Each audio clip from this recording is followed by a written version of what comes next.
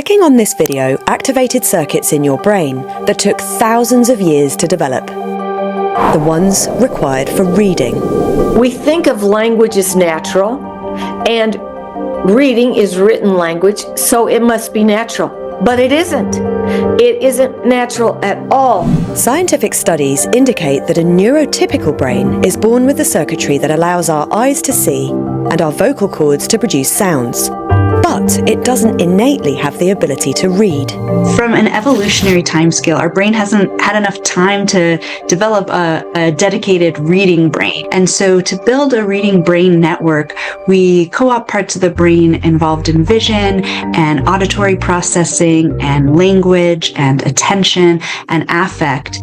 The Sumerian cuneiform symbols are thought to be one of the earliest writing systems in the world, dating back to around 3300 BC.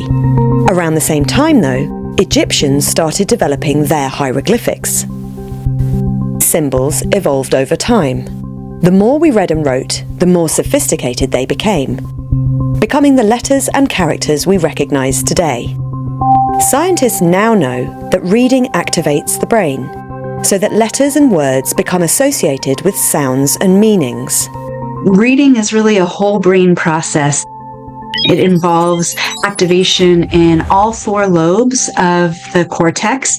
The process of developing a reading brain alters everything from brain activity to brain structure and brain connectivity. And the language we read also shapes our brain. Chinese characters, for instance, are an example of the logographic system.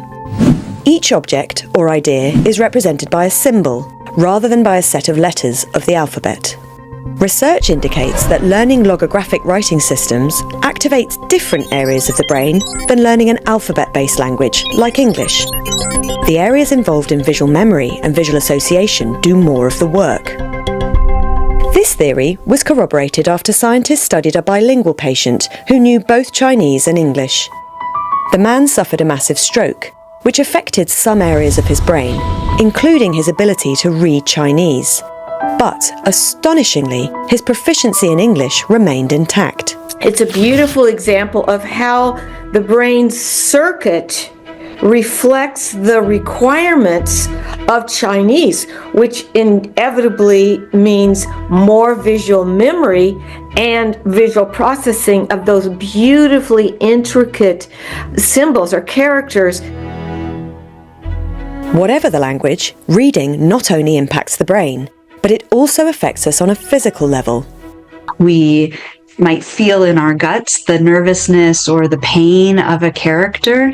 And I mean that not only like I feel it inside me, but I mean that literally, like the anterior insula, which is responsible for gastromotoric movement, for feelings of nausea and pain and discomfort, is also the part of the brain that's associated with many of the empathic processes. And the brain is very adaptable. Evidence suggests that it's already changing as a result of new technologies. Reading on a phone or tablet is generally passive scrolling, often interrupted by messages and alerts.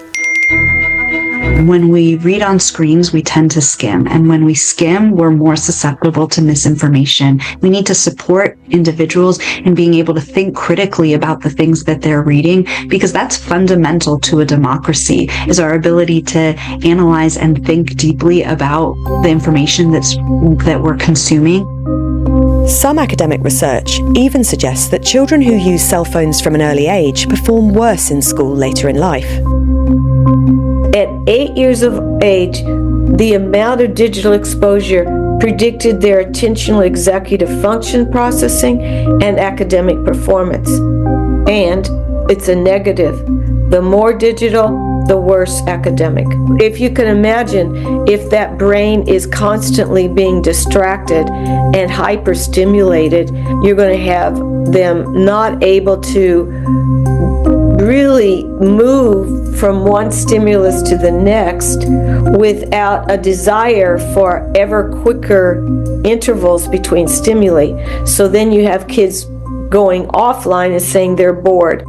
It's a relatively new field of research, And some studies suggest that monitored and education-focused screen time can be beneficial to children.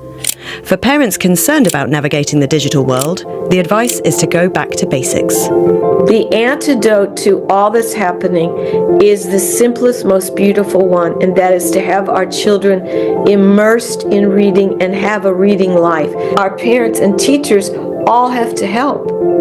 They have to model, they have to read to their child, they have to love it themselves.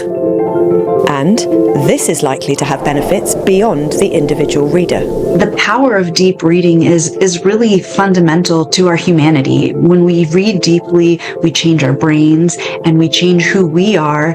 And that process of changing the minds and hearts of individuals changes society and allows us to build bigger, more beautiful futures.